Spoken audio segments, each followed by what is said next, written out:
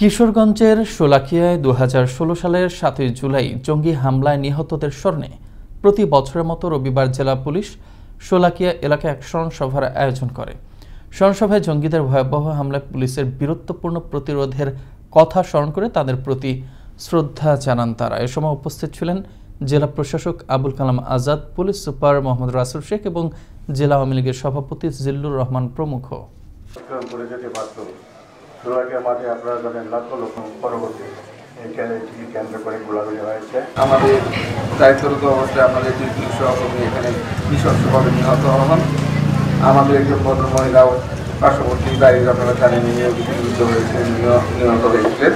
সকলে আপনার মাগফিরাত কামনা করছি। আমি নিশ্চিত যে তদন্ত রিপোর্ট আমরা পেশ করেছি এবং যেভাবে সাক্ষীরা সাক্ষ্য প্রদান করছেন, সেই দুর্বৃত্তদের, জঙ্গিদের যারা পুলিশকে হত্যা করে একটি অরাজক অবস্থা তৈরি করার অপচেষ্টা করেছিল, তাদের সর্বোচ্চ শাস্তি